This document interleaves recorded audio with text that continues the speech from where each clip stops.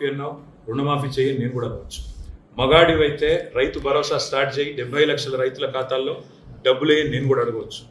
మగాడివైతే Mahalakshmi start చేయి, 1,67,00,000 మంది ఆడబిడ్డలు ఉన్నారు, నెలకు 2,500 ఇస్తానన్నావు, స్టార్ట్ చేయి నేను కూడా అడగవచ్చు. కానీ నేను ఇవన్నీ అవనట్లేదు. ఒక్క సీట్ అయినా గెలవము అనే మాట మాట్లాడావు కదా. నీకు నిజంగానే దమ్ముంటే రేవంత్ రెడ్డి గారు, నేను సవాల్ చేస్తా ఉన్నా, నేను నా సిరిసిల్ల ఎమ్మెల్యే పదవికి రాజీనామా చేసి వస్తాను. నువ్వు నీ ముఖ్యమంత్రి పదవికి, కొడంగల్ ఎమ్మెల్యే పదవికి రాజీనామా చేసిరా.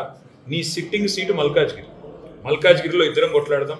ఆ ఒక్క సీట్లోనే తేల్చుకుందాం. ఈ రాష్ట్రం అంతా అతలాకుతలం చేయాల్సిన అవసరం లేదు. ఆ ఒక్క సీట్లోనే నేను వస్తాను మా పార్టీ తరఫున, నీ తరఫున నువ్వు రా, నీ కాంగ్రెస్ పార్టీ తరఫున. అక్కడ తప్పకుండా తేల్చుకుందాం. ఎందుకంటే ఒక్క సీటు గెలవను అని మాట్లాడుతున్నాం. మరి నీ మల్కాజ్గిరి పార్లమెంట్ సీట్లో అసలు ఎన్ని ఎమ్మెల్యేలు గెలిచింది కాంగ్రెస్ పార్టీ? గుండు సున్నా. ఎంతమంది కార్పొరేటర్లు గెలిచారు నీ మల్కాజ్గిరి పార్లమెంట్ పరిధిలో?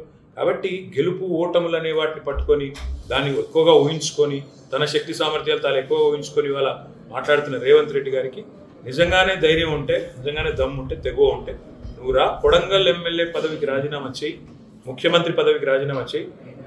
మన మల్కాజ్గిరిలో నీ పార్టీ అభ్యర్థిగా నువ్వు రా, నేను కూడా నా ఎమ్మెల్యే పదవికి రాజీనామా చేసి నేను కూడా వస్తాను. అక్కడే తెలుసుకుంటాను.